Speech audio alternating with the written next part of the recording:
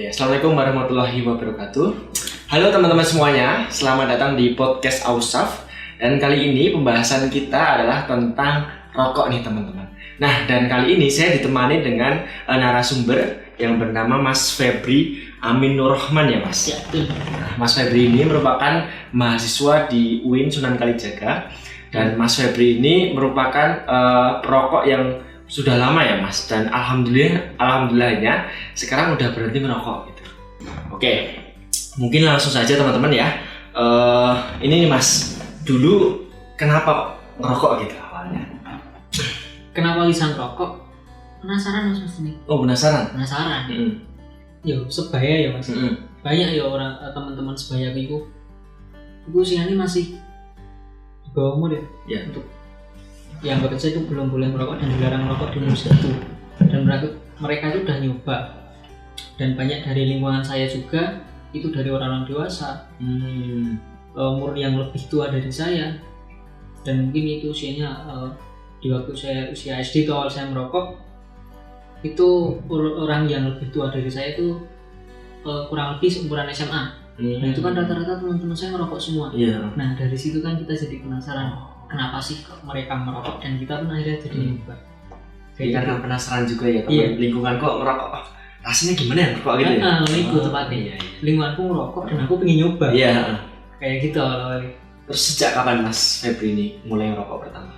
Kalau pastinya kapan saya lupa, tapi saya masih ingat itu di kelas 2 SD.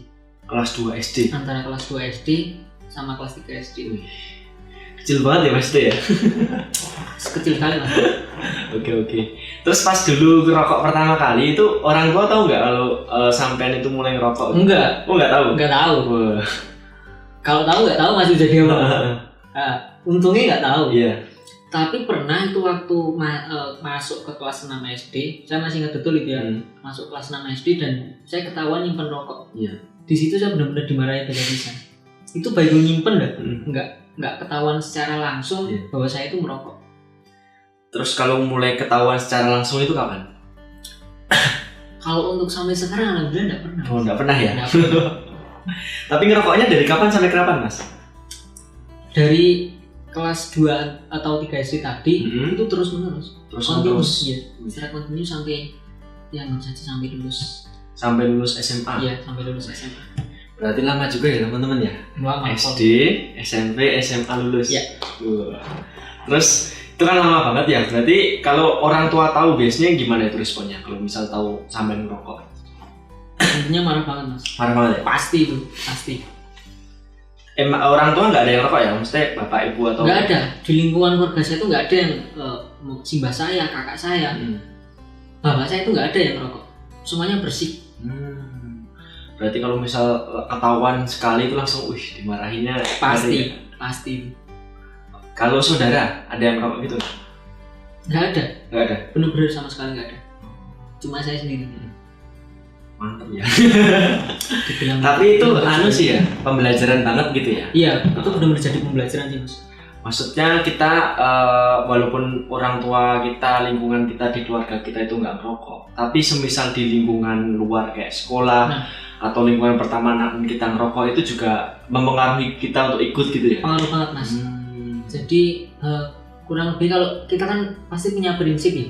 Kalau kita nggak menguati prinsip kita kan nanti akan ikut arus. Teman-teman kita merokok. Iya benar. Keluarga kita nggak merokok. Kalau kita lebih menguati kepada keluarga kita untuk tidak merokok dengan prinsip tidak merokok itu sehat, maka mungkin kemanapun bergaulnya kepada siapapun teman-temannya yang itu merokok nggak bakal ikutan merokok nggak bakal. Terus kalau biasanya dulu pas ngerokok itu biasanya di mana Mas ngerokoknya? Kan sembunyi-sembunyi ya ketahuan kan? Di mana ini? Saya tuh punya cerita menarik ya Mas. Waktu merokok tuh saya nggak pernah di rumah pastinya. Saya nggak pernah di rumah. Dan yang kedua kalau saya ngerokok itu pasti cari tempat yang sepi dan juga jauh dari rumah-rumah. Kenapa jauh dari rumah-rumah?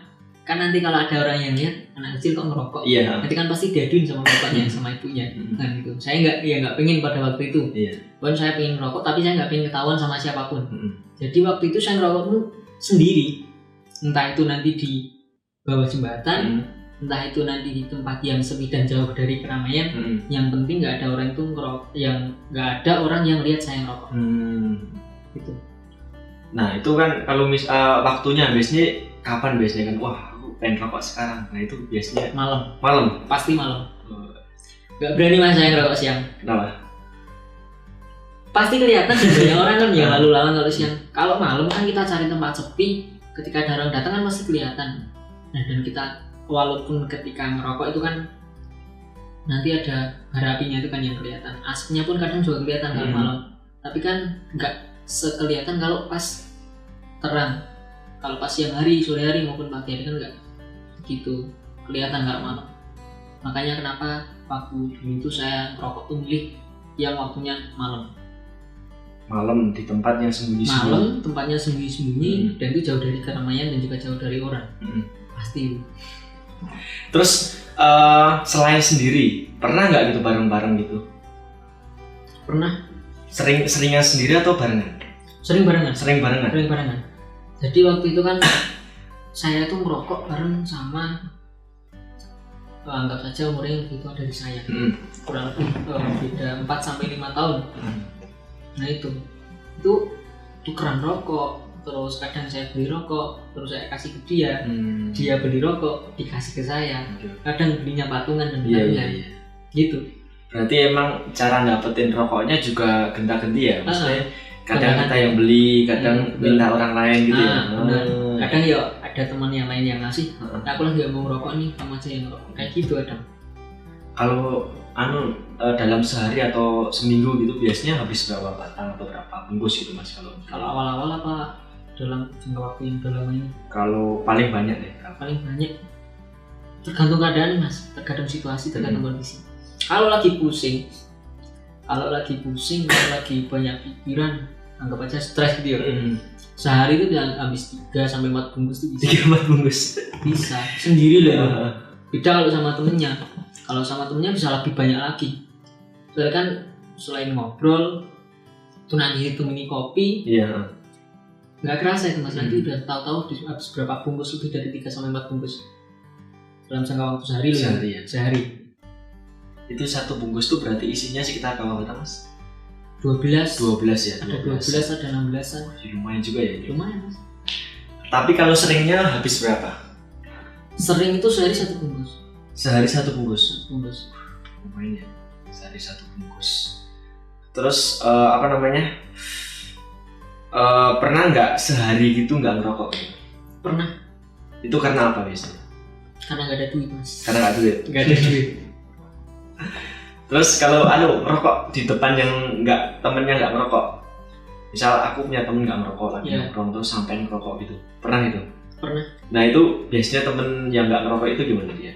Nggak masalah mas, biasanya emang untuk teman-temanku yang nggak ngerokok dan itu udah tahu kalau teman-teman yang ngerokok itu biasanya responnya juga biasa sih mas.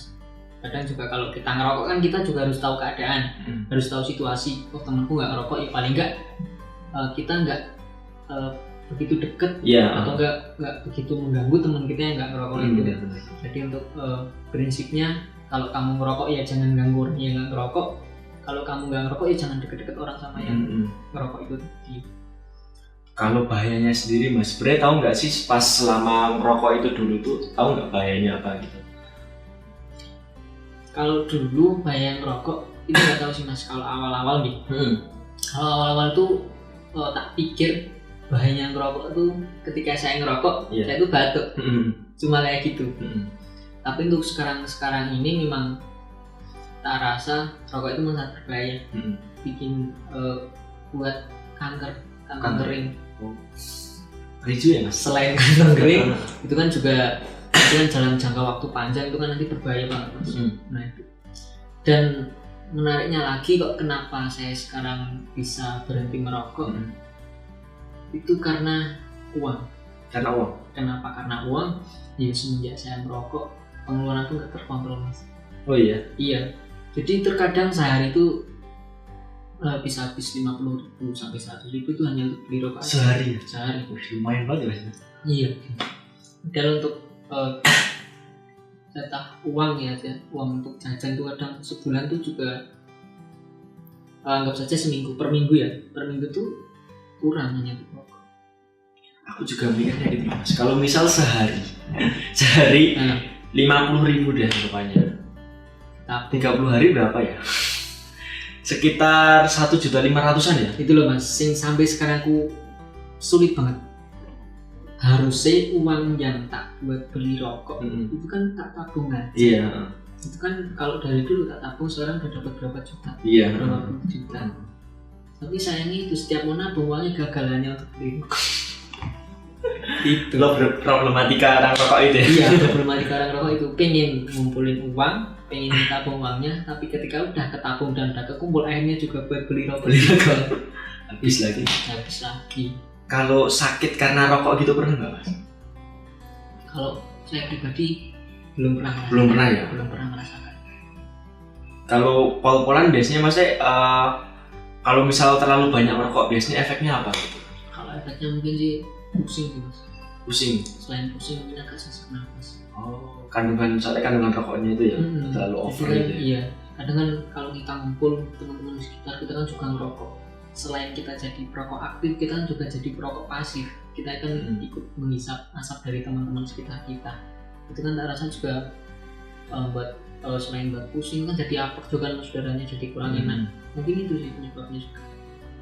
Oke. Terus kan udah lama banget ya Mas dari SD sampai SMA gitu merokok. Iya. Yang bisa dinikmati itu apa sih Mas dari ngerokok itu tuh? Sensasi Mas. Sensasinya? Sensasi. Gimana itu sensasi ngerokok tuh? Kalau awal sampai sekarang ya, kalau dari awal-awal untuk sensasi ngerokok itu tak rasa kita baru dapat ya istilahnya mengguk. Mengguk ya bener. Mengguk itu tuh kurang lebih gitu Mas. Seperti menghisap sesuatu tapi berhentinya di tenggorokan. Jadi kayak aneh ya, kesedap gitu ya? Kesedap. Tersedap asap rokok. Asap ya, rokok. Padahal asap itu kan nggak begitu wujud nih, nggak bisa dipegang, nggak bisa kita rasakan secara nyata bentuknya itu seperti apa. Tapi kan itu bisa membuat tersedak lah kayak gitu Mas Prabu. Awal-awal kayak gitu. Terus pas awal-awal tuh ada juga niatan ngapain sih ngerokok nggak enak. Tapi nyoba terus akhirnya lama-lama kok enak, dapet sensasinya. Sensasinya rokok itu ketika mungkin sedikit pusing kita ngerokok, agak sedikit menenangkan, tambahi kopi, tambahi susu atau apa itu yang buat nemenin rokok itu tadi. Jadi lebih dapat sensasinya ketika merokok, mungkin itu sambil ngobrol sama teman-teman kan lebih enak aja rasanya, lebih enjoy, lebih nyantai, dan lebih bisa menikmati suasana. Gitu sih. Kan terus dari ngerokok sekarang udah berhenti. Iya. Nah, aku yang penasaran nih, kan tadi sempat disinggung ya karena mungkin uang gitu. Iya. Sebenarnya cerita detailnya gimana sih Mas?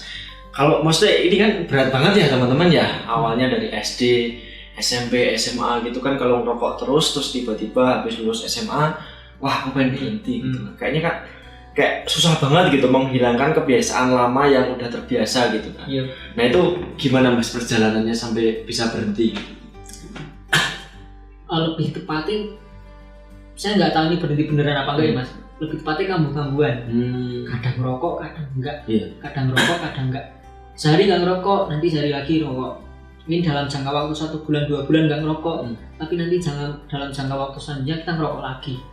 Ya mungkin lumayan lah Mas, dalam jangka waktu 6 bulan sampai 1 tahun kita berhenti ngerokok, tapi akhirnya nanti kita bakal ngerokok lagi. Itu yang tak rasain sekarang. Kalau untuk sekarang ini saya juga belum bisa menjamin nih saya bisa berhenti secara penuh, secara 100% itu belum bisa menjamin. Soalnya itu sulit nih. Jadi ketika kita nggak ngerokok itu ada suatu rasa yang mungkin itu kurang tersampaikan. Habis makan nggak ngerokok nggak enak. Mulutnya gatel. Mulutnya gatel itu udah jadi kebiasaan dan udah jadi pembiasaan. Iya. Selain itu kan nggak afdol nih rasanya. Mungkin kalau ketika nggak melakukan sesuatu apapun tanpa dibarengi dengan hal yang mungkin itu kecil tapi itu penting. Ya contohnya ketika habis makan kita ngerokok. Ketika lagi kumpul kita ngerokok. Sebenarnya itu nggak begitu masalah sih kalau nggak ngerokok. Poin pentingnya kan dikumpul. Tapi kurang pas kalau nggak ada rokoknya. Kayak gitu sih yang tak rasain. terus sampai akhirnya memutuskan wah ini rokok tuh kayaknya boros ya, buat boros gitu juga. Saya mencoba pelan-pelan berhenti gitu ya Mas. Iya, jadi mencoba berhenti ya tetap mencoba Mas. Itu karena boros, selain boros juga sering kehabisan uang gara-gara rokok sing seharusnya bisa buat makan, bisa buat beli buku, bisa buat beli kebutuhan, itu cuma habis buat Rokok. tiga pokok ini habis di satu kebutuhan yang tak rasa itu nggak penting malah menimbulkan penyakit. Tapi ya itu mungkin bagi kita para perokok nyari sensasinya itu tadi, dapetin sensasinya ketika merokok. Ketika kumpul kurang pas kalau nggak ngerokok gitu, kayak gitu buat membangunkan istri buat apa gitu. Terus biasanya rokoknya apa Mas dulu? Seringnya? Sering sih Mas, banyak rokok tak coba. Semuanya? Semuanya, mulai dari mentol, ice, terus yang filter biasa, sampai kretek, cerutu, tingwe, tau tingwe? Gak tau ya. Itu melinting dewe. Oh melinting ya, melinting dewe. Kalau sekarang kan melintingan kan lagi jadi tren ya. Iya. Nah itu, melintingan, ya itu. Nah, itu dari berbagai merek dan apa ya, sensasi itu apa, teknik yang dicoba gitu dalam merokok itu bedanya apa Mas? Kalau itu sih, kalau tingwe Mas, linting dewe tadi mungkin dari proses kita dari awal, dari ngeracik nanti tembakaunya, terus cengkeh, ada kertasnya, terus nanti dilinting kayak gini, terus untuk sebuah rokok itu mungkin jadi sebuah suatu hal yang menarik gitu Mas bagi para perokok. Dan itu merupakan hal berbeda. Mungkin kalau zaman dulu-dulu memang banyak-banyak ngerokok tuh tingwe Mas. Tapi kan mungkin sudah beberapa waktu berlalu itu kurang jadi tren. Tapi untuk sekarang ini kan terangkat kembali di era milenial saat ini, dan tak rasa itu menjadi sebuah kebiasaan baru yang menjadi sebuah hal-hal yang unik bagi para perokok sekarang. Gitu. Jadi ada sensasinya gitu ya. Mungkin terus kalau filter terus mentol itu kan mungkin dirasanya ya Mas. Kalau antara rokok satu dengan rokok yang lain tuh sensasinya itu beda. Kenapa beda? Ya mungkin kalau yang mentol itu rasanya dingin, terus yang mil itu rasanya ringan kalau disedot, kalau disep. Terus kalau yang filter tapi agak yang berat-berat itu mungkin sensasinya karena ini lebih enak dan lebih mantap rasanya kayak gitu sih. Ternyata emang sensasinya beda-beda ya, karena kandungannya gitu ya Mas mungkin ya. Mungkin karena itu. Oke. Terus dari ngerokok itu, terus sekarang kan alhamdulillahnya ya Mas, keren banget itu kan, dari dulu yang lama banget ngerokok sampai sekarang bisa berhenti dan mungkin bisa apa ya, kayak apa, jadi nggak pernah ngerokok ya. Mungkin kalau apa ya, kan tadi sempat kambuh mungkin, tapi setidaknya sekarang tuh udah kayak jarang banget gitu untuk ngerokok. Nah kira-kira yang dirasain gimana Mas setelah nggak pernah ngerokok sekarang ini? Gatel Mas. Gatel pengen rokok. Pengen berapa ya? Karena awal-awal ya mungkin ya. Karena awal-awal. Selain itu kan juga mungkin risih juga ya Mas. Teman-teman kita ngerokok, kita biasanya ngerokok tapi hari nggak ngerokok lagi. Terus sebuah kebiasaan ketika nggak dilakukan itu tak rasa ada yang kurang. Dan kalau anggap saja rokok itu kan punya efek candu ya Mas. Itu kan itu yang buat kita mungkin agak berat dan agak sulit meninggalkan rokok kalau belum terkena imbasnya secara langsung tak rasa. Kalau misal dampak fisik ada nggak Mas kira-kira? Kalau dulu pas ngerokok misal kayaknya fisikku jadi berat banget buat olahraga, terus sekarang rasanya gimana gitu? Kalau buat olahraga memang berat sih Mas. Kalau pas ngerokok? Iya pas ngerokok itu, jadi lu kadang lari aja nggak kuat cepet, nggak kuat lama. Terus kalau jalan baru bentar udah capek, begitu, udah berat rasanya. Nah itu untuk bisa mengurangi rokok sekarang tak rasa itu jadi kemajuan yang lebih efektif Mas. Hal apapun yang dilakukan mungkin bisa lebih semangat dan juga lebih efektif dalam melakukan segala hal. Dalam fisiknya juga mendukung ya, untuk lebih mendukung juga gitu. Dan juga mengurangi kebiasaan buruk yang paling penting. Kayak apa ya? Yang harusnya ngerokok nggak? Iya. Bukan, jadi mengurangi kebiasaan buruk, walaupun banyak kebiasaan buruk yang sering dilakukan. Rokok tuh memicu ya kadang. Iya, memicu kadang. Jadi untuk mengurangi hal-hal buruk yang dan tidak terasa kita lakukan, ya seenggaknya kita sambil mengurangi rokok ya satu-satu lah, mengurangi hal buruk yang sering kita lakukan. Rokok mengurangi kebiasaan buruk ya, Mas? Iya. Oke. Aku juga sebenarnya sama, aku juga pernah merokok teman-teman ya. Aku malah sama Mas Febri ini. Dulu aku SD kelas 2 ya. SD kelas 2 pertama kali nyoba rokok gitu. Dan kalau pertama kali nyoba rokok tuh biasanya rokoknya langsung basah, kena air liur semua ya. Awalnya biasanya kayak gitu. Iya, awal-awal pertama kali. Kita ngerasain rokoknya. Yang dirasain rokoknya ya. Makan permen. Bukan sensasinya, tapi rokoknya yang dirasain. Kalau mungkin sekarang yang dirasain kalau udah tahu rokok kan sensasinya. Iya. Kalau dulu awal-awal itu kan pasti rasa rokok. Jadi itu teman-teman, dulu aku juga sama pernah nyoba kelas 2 SD. Cuma aku hanya sekedar nyoba dulu, dan pertama nyoba tuh selain rokoknya basah tuh jadi kalau istilah Jawanya itu menggok ya Mas. Iya. Jadi kita itu tersedak asap rokok gitu teman-teman. Jadi rasanya habis dihisap tuh langsung sesak-sesak kayak jelas gitu. Sakit. Karena emang pertama kali. Cuma emang betul. Aku dulu karena pertama kali kan, dan aku juga belum tahu sensasinya seperti apa. Jadi emang aku nggak lanjut sampai sekarang gitu. Jadi aku emang dulu pertama dan terakhir kali nyoba kelas 2 SD.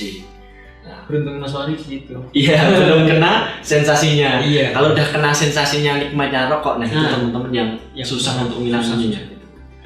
Tapi memang kalau misal yang awalnya bisa bercandu, bisa mengurangi atau bahkan menghilangkan kebiasaan rokok itu sangat baik ya teman-teman, karena rokok ini juga sangat berpengaruh pada tubuh kita gitu ya Mas. Ketika kita seperti yang disampaikan Mas Febri tadi ya, bandingannya nih, misal kita sering rokok terus kita olahraga itu biasanya gampang capek. Tapi ketika kita jarang rokok, nggak pernah merokok, itu kita olahraga, beraktivitas itu juga bisa maksimal, lebih ringan lagi. Jadi kayak kita melakukan aktivitas dalam sehari, kita melakukan misal belajar, bekerja, berolahraga itu misal bisa sampai 12 jam atau bahkan 10 jam. Nah, ketika ngerokok nanti bisa malah cuma kuatnya 6 jam, 5 jam, atau malah pengen tidur aja gitu. Iya, itu sudah itu makanya bangun tidur langsung rokok. Nah itu teman-teman ya. Jadi harapannya teman-teman setelah nanti mendengarkan podcast ini, teman-teman juga bisa belajar gimana sih tahu merokok itu seperti apa. Tadi udah dengar ceritanya dari Mas Febri, dan juga apa akibatnya kan. Tadi salah satunya bisa uangnya 50.000 sehari gitu ya Mas. Kan itu bisa buat kanker Mas. Kantong kering. Nah, kantong kering. Bahaya itu kantong kering. Kantong kering itu dompetnya kering, nggak ada isinya gitu kan. Daripada merokok, bisa bikin penyakit, bisa bikin kantong kering kan. Mending ditabung teman. Lebih bermanfaat. Nah gitu. Mungkin ini Mas sebagai penutup saya ingin pesan untuk teman-teman yang perokok dan tidak perokok di luar sana. Kira-kira apa Mas pesannya? Kalau buat yang perokok ya, nek wis mentas aja lali. Buat para perokok, nek wis nyemplung aja lali mentas. Artinya kalau udah menyelam itu jangan lupa untuk naik ke permukaan lagi. Itu ketika kamu udah masuk ke hal buruk, ya udah nggak apa-apa. Tapi jangan sampai kamu tuh lupa untuk kembali kepada fitrah yang baik-baik itu tadi. Nah, gitu teman-teman. Ibarat renang. Ibarat renang. Kalau nggak mentas tuh bahasa Indonesianya, kalau nggak naik ke nanti permukaan. Kalau nggak segera naik ke permukaan nanti kedinginan di dalam. Nanti lama-lama malah bisa tenggelam dan mati. Oke, gitu ya teman-teman. Dan pesan dari saya sendiri, teman-teman di sini, mumpung di sini masih muda, mumpung di sini teman-teman masih remaja, calon pemimpin bangsa, mari kita rubah segala kebiasaan buruk kita gitu untuk menjadi lebih baik lagi.